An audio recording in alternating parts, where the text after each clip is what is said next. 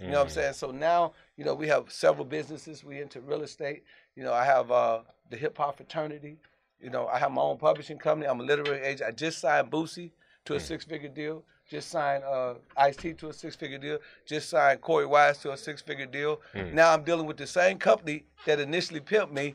Now we pimping together. They have to negotiate with you, yeah. Yeah. I mean, I'm literally work with them. Yeah. You know what I'm saying? I mean, I negotiate contracts because I had an experience for myself. I can negotiate Boosie the best deal. You know what I'm saying? I mean, if y'all know, y'all watch Instagram, I'm over Boosie House all the time.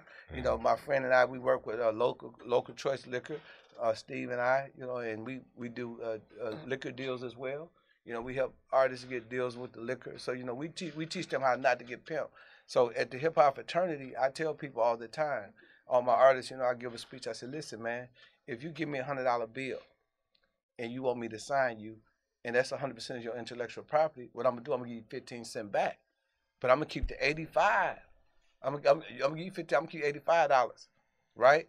So if you sell 1 million copies, you get 150,000, and I'm gonna get 850,000. That's what the record labels is doing. You know, so that's basically what's happening. So what I'm telling them is like, if I come to you with the same scenario, if I say, here go $1,000 for a Rolls Royce costs what? I know you got several. $500. 400,000, right? 500. Okay, Yeah. 500. The 500,000, right?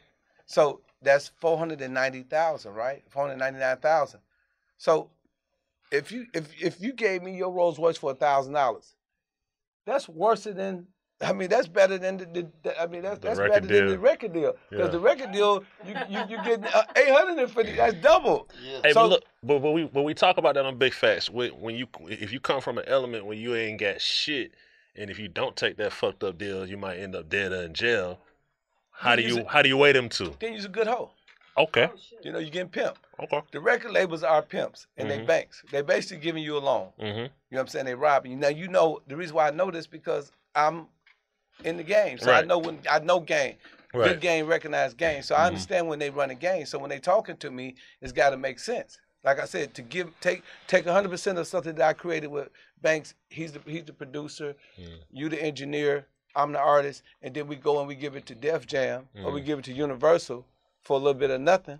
What happens? But what I'm saying is if you have to make the decision between stay in the element, they say, hold on, you might get a better deal or a better like, situation. You had to learn this. He's saying you myself. Right. So I could vouch for that. Right. I'm talking about stand up. I'm talking about introduce yourself, my bad, bro, so they'll know.